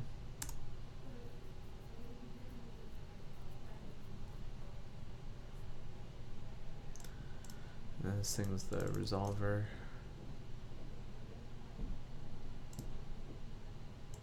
Then break on that call. We hit breakpoint 2. Then I'm gonna break on this function was called resolve promise, right? Promise reaction job.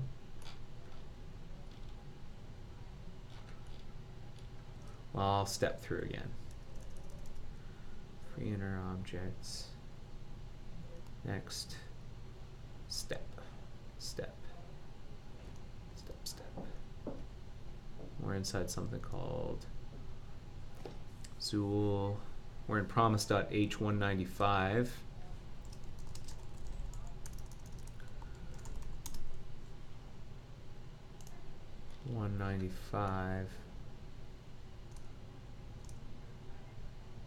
And maybe something. We're going to step into the function.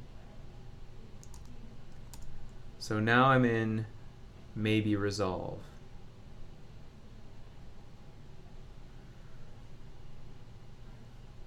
I'm on line 248.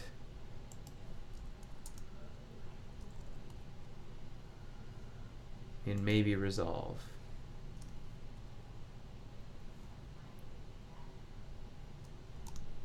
I'm going to step into resolve promise. Okay, good. I'm going to step into resolve or reject promise.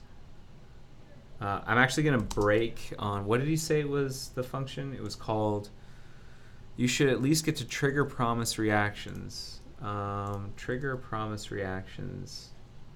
I'm gonna break. Make sure that I don't skip over it somehow. Insert same compartment. Yeah. Promise. Get a promise. Reject. False. So we're gonna resolve.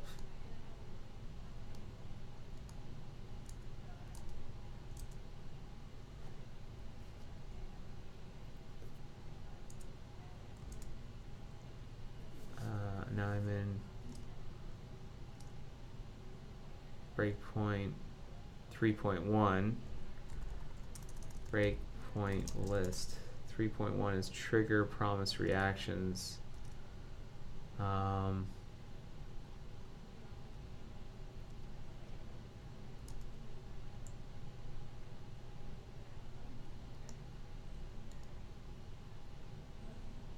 a reaction, P reaction. It's a rooted object. Okay. And what does he say to do with the reaction? He said, where is chat? Direct linear code, and that should enqueue the async promise reaction job. But if it does happen, you can make note of the pointer of the reaction instance in async function promise reaction job. So here we go. In queue promise reaction job.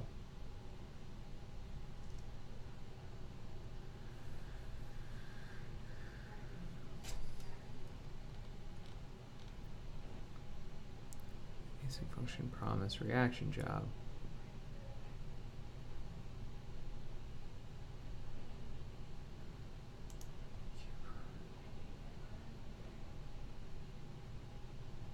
It's not in queue, well, step, this reaction job, his promise, reaction record, reaction,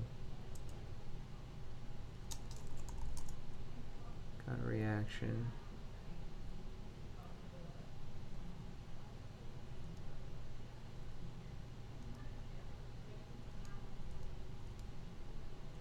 handler is an object.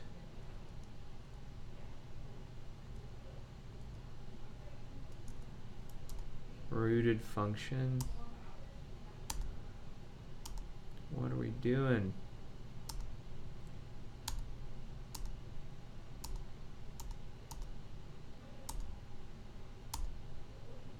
In queue promise job. So P reaction. And he wants me to P reaction is async function.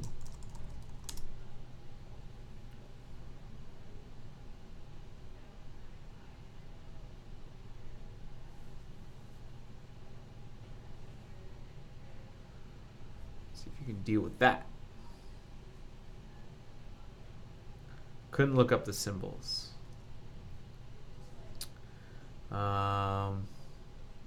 Well, I could try and break on that if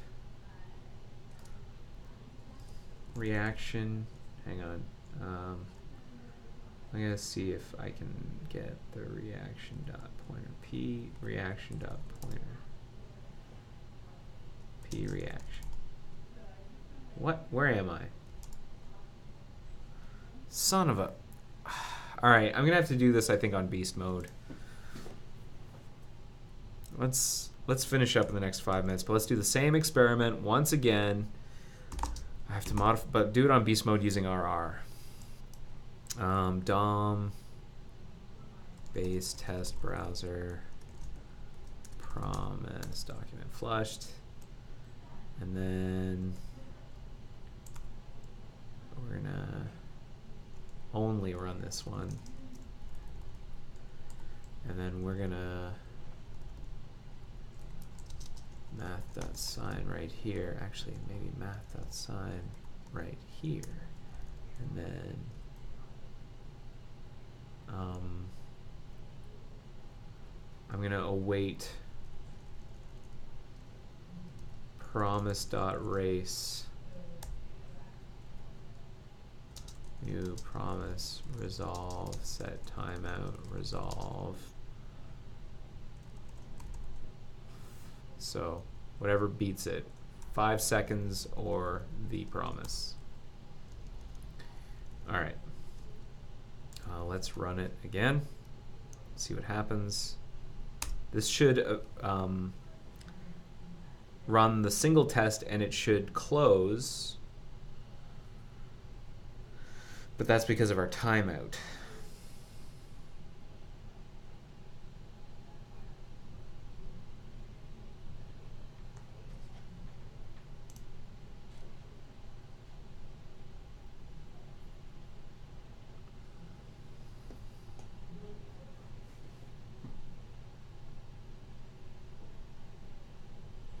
Open the window. Done. And then wait. 2, 3, 4, 5, and then resolve. Right? And you're gonna shut down, yeah, and then it's done. So what I'll actually do, set timeout.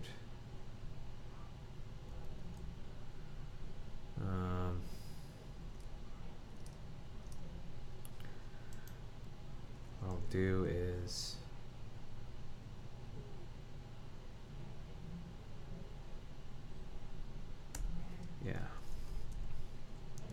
debugger RR, just do it again.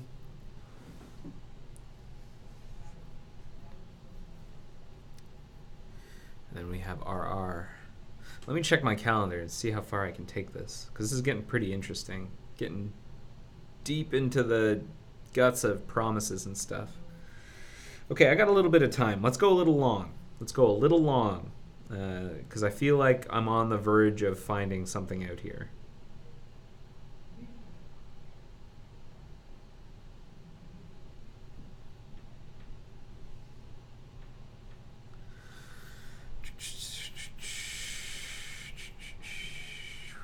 Waiting. Fatal in RR. Uh-oh. Aborting. Oh, what are you talking about? Session doesn't look interactive. Aborting emergency debugging. Bail out. This looks bad. This looks really bad. No. RR. Kill. RR. That should not have happened. And then kill 59992. Grep Firefox. You still running? No. Okay. Let's try that again.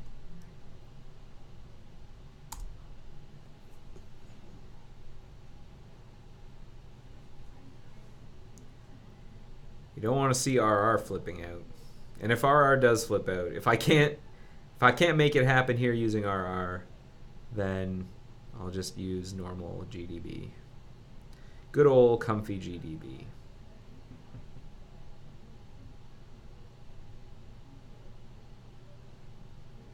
There's the window. That's what I wanted to see. So it appears to be working. Let's play some music. Hey, what happened?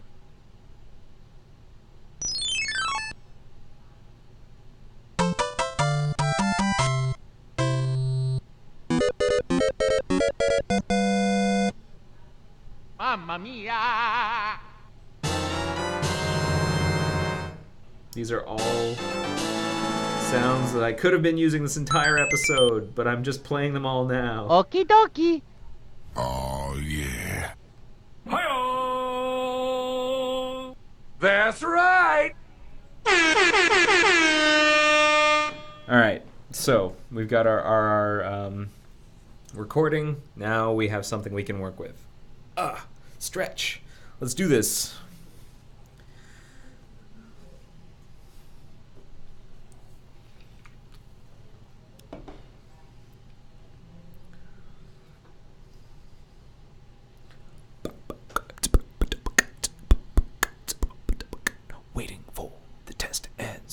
use RR and see what's going on. High quality microphone. I can't tell if you can hear this or not. Probably can though. You probably can because it is a high quality microphone. I'm very proud of this new microphone. Have I shown you the new microphone while we're waiting for this build to finish? If you haven't seen it, I'm very pleased. It's like radio style. I've got like a pop filter. It's a Rode NT1A. And then I talk like, hello. Hello. So there you go. You just saw behind the curtain.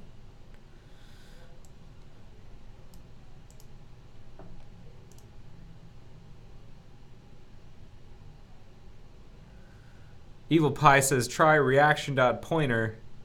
I messed up. I didn't get that far, man. I tried reaction.pointer, and like, I think I tried reaction.pointer, and it like, I think because I've got an optimized build, I don't know, LLDB went like, I can't find the symbols, and then just like barfed all over it. So I'm feeling luckier with this RR stuff. At least I've got like a deterministic recording, and I can maybe get this problem into a petri dish.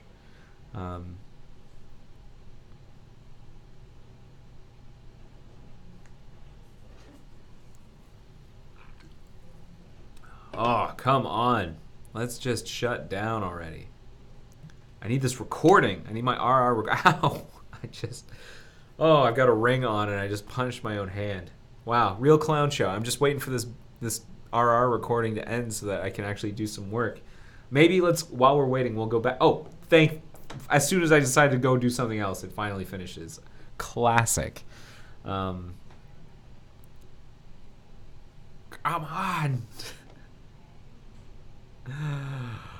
What are you doing?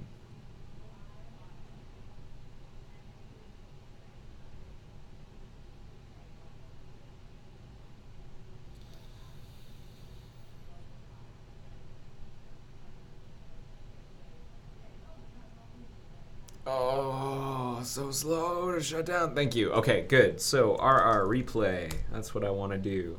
We've got our nice RR situation here. Gonna set a breakpoint on math sign. We're gonna run.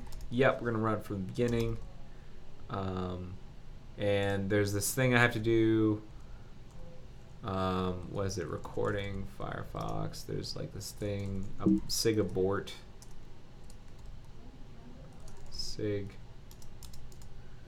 Sig-sys. I have to stop all these sandbox signals from screwing me up.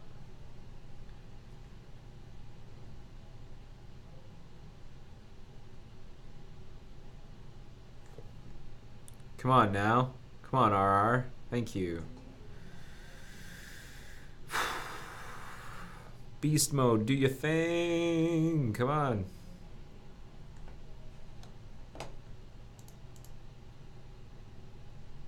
Smurfd timed how long I'd been away. 1 minute, 3 seconds.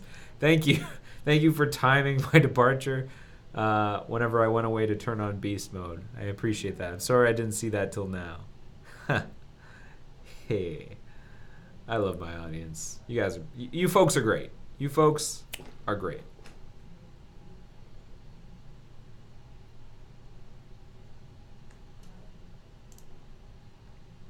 Puka420 says, hey, slash, hey. Just waiting for my breakpoint to be hit. Maybe we can do that reviewing work while we wait for the breakpoint to be hit. I'm going to put this window here, and then I'm going to drag this window like this so I can keep an eye on it. Now let's go back to this patch review. What did this is going to be impossible to read like that. All right. Oh, and he's using Splinter. Okay. So what's he trying to do? He's trying to make the output of our reflow tests more usable. I get that. Because right now, when we fail those tests, we like try to learn how to use a Python library called Brokeback. Oh, cool. I'm glad that that's something you're working on, Puka420. So he's trying to make the test output more usable when the test fails. Because like I think a lot of things are getting misstarred. Starred as in our tree sheriffs are like seeing intermittent failures, and you know they're not getting enough information to know where exactly the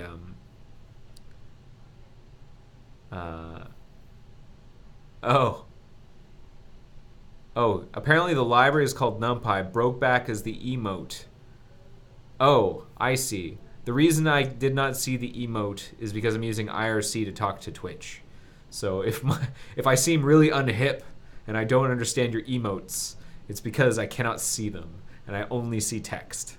So that's what's going on there. So in order to make the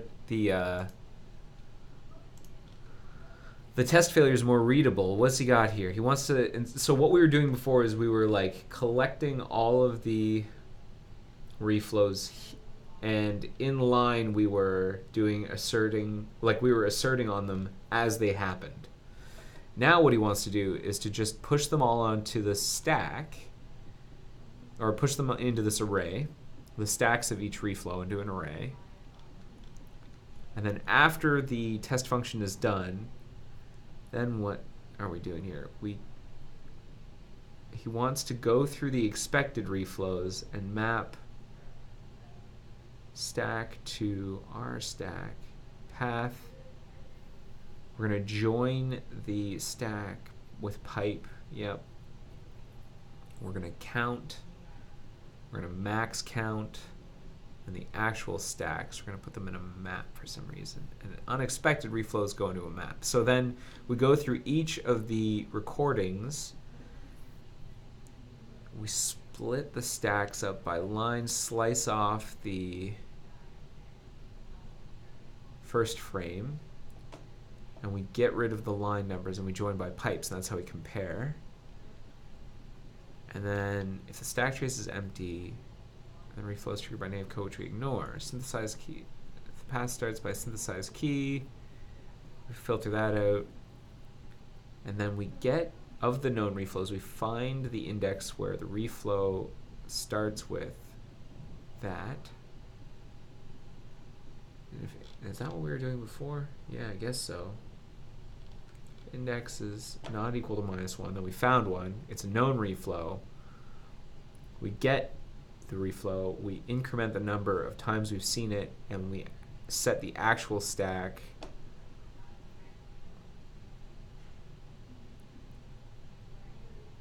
And we map that from stack to reflow actual stacks, get stack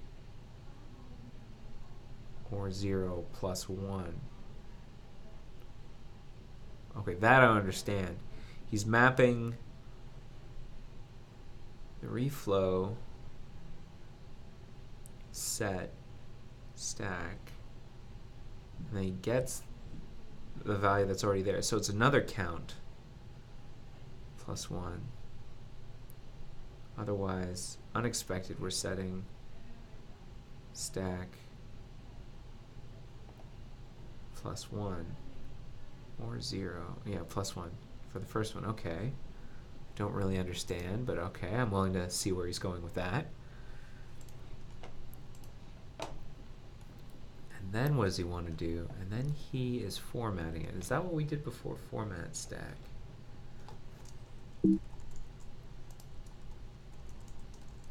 No, that's new. This is new. So he'll go through the stack and he'll split them by, well, he'll do the same operation where we split it by line and then slice off the first frame, and then we'll map each frame. He'll put spaces before each frame. Like how many? 2? 2 spaces before each frame, and then we'll join them by new lines. And then reflow of known reflows. He'll go through each of the known reflows. Let first frame equal reflow stack 0. Reflow count.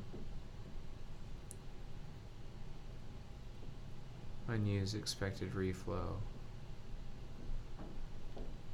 free float count is greater than max count. False. Known reflow was encountered such and such times. Full stack.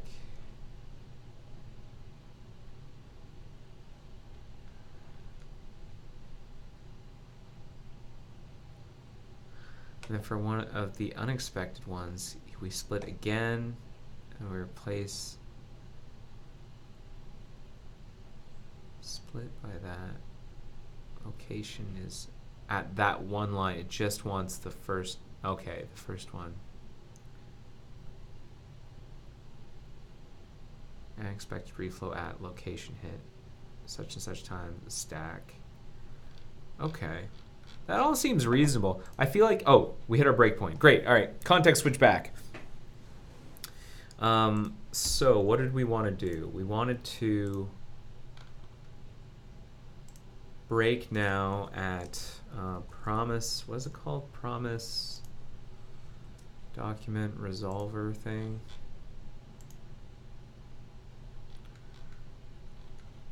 I think maybe I have it over here. Yeah, promise document flushed resolver. Call. Okay.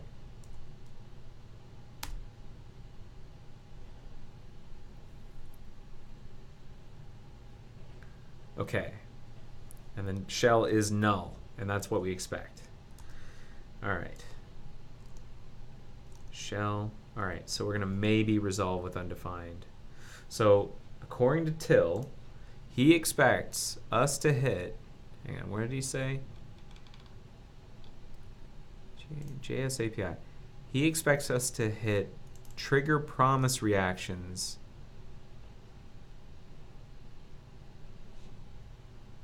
at some point inside this resolution thing. So when am I? I'm at that event. So I'm gonna remember that just in case I want to go back in time. But let's step.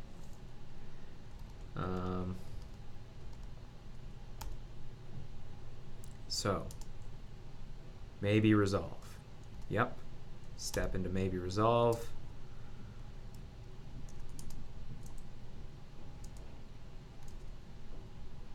We're inside maybe something. That's where we were before. We're going to step in here. There's like some routing stuff for memory, whatever. And then we're in maybe resolve. Okay. So I'm actually going to set a breakpoint in trigger promise reactions. Okay. And hopefully we'll get there. We're going to see if we can resolve the promise. I'm actually going to next by this to see if we enter trigger promise reactions. We don't. Or do we?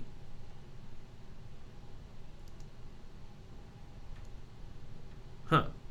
Let's go back. Oh, where am I? Maybe resolve with undefined. So let's go back. Step. Next. Previous. What was that? When was I? No, it was 623835. I need to rewind. Reverse. Let's reverse continue. Okay. Let's move forward again. Step. Step. Step. All right. Step. Step. Yep. Yep. Yep. Yep. Step into that. Step around. Step around.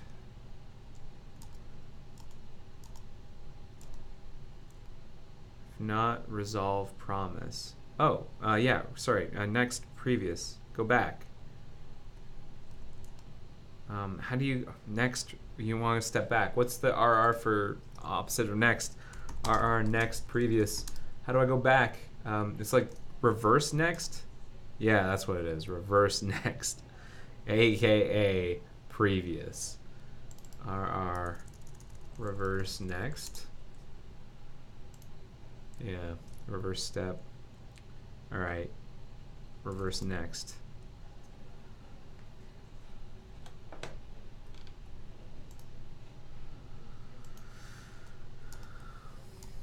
Step and resolve promise.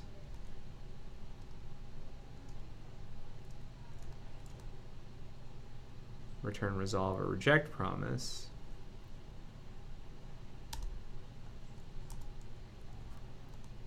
Assert heap is idle. Check the request. Assert same compartment. Where am I going? We're on line 5208. It's a wrapper. Get the promise. We're going to resolve it.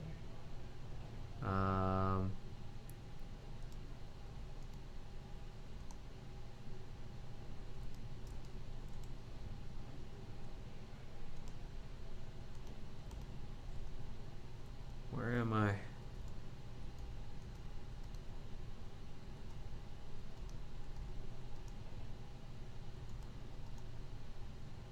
No, I am lost. Reverse next. Let's get out of here. Back out, back out.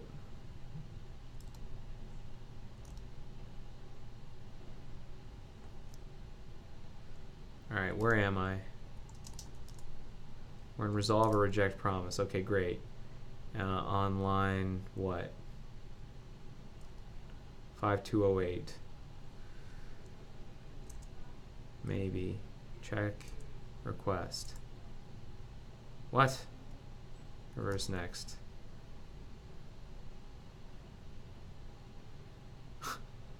Step. Where am I? Insert heap is idle. Check request. Insert same compartment. Create the promise. Result or reason. It's a wrapper. Okay, what are we going to do? We're going to either reject or we're going to... I think as soon as I start to step in this stuff, I enter a bunch of really detailed stuff. In like memory stuff and routing and GC. So maybe promise break, promise object, resolve. What is promise object resolve?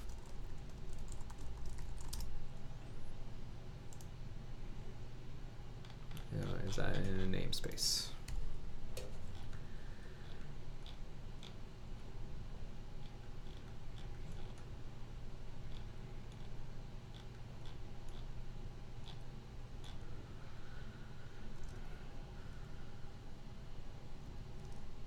Promise object resolve. It's in JS. Break JS promise object resolve. Continue. Yes. All right. I'm inside that now. And what happens in here?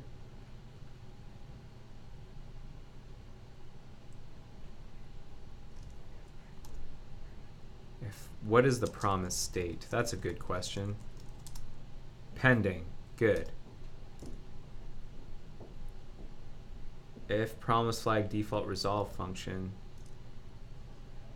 has any flag, promise flag default resolve function, so resolve promise internal. Break resolve promise internal. Okay. Resolve promise internal. Fulfill maybe wrapped promise. Break. Fulfill maybe wrapped promise. Okay. Get the promise. Where am I in here? Fulfill maybe wrapped promise. I'm going to be in here, and eventually I'm going to go into resolve promise. Right? Yeah. break, resolve, promise.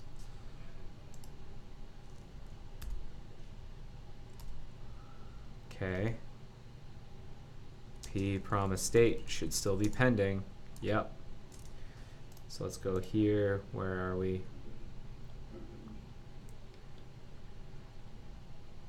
We're going to trigger promise reactions, hopefully. That's what he thinks we should have entered. That's what Till says we should eventually get to. So flags, if state, P state. If we're fulfilled, wait, where are we? Flag state is fulfilled, okay. Set some slots, promise object on settled, and then reactions val is not an object. Reverse next. P reactions val dot is object.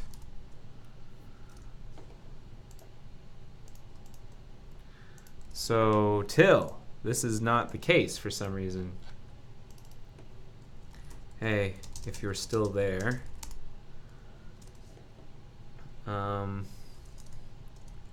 I appear to be failing this condition. Reactions val dot is object returns false. And so there's no trigger promise reactions call.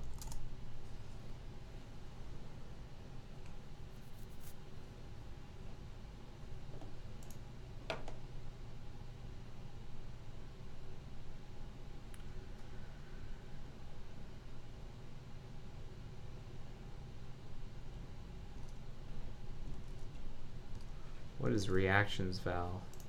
It's supposed to be some object. Reactions val is you get promise slot reactions or result.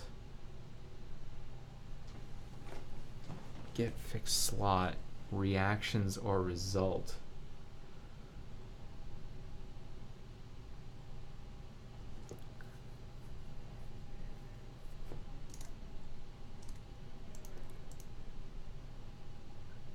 Reactions or result. And for some reason we only have one list of reactions for both resolution types, so instead of getting the right list of reactions, we determine the resolution type to retrieve the right information from the reaction records. I don't know what that means.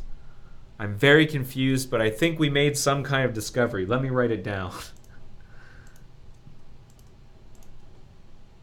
Let me write down all of this information in my notes.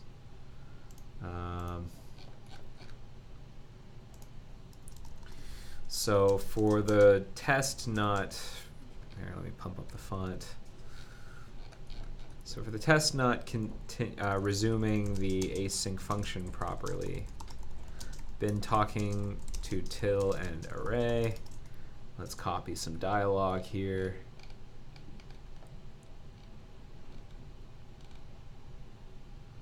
Let's copy this dialogue. That was mostly me talking, but it's good to get some of that context. Did that paste? Yeah. Snip. And then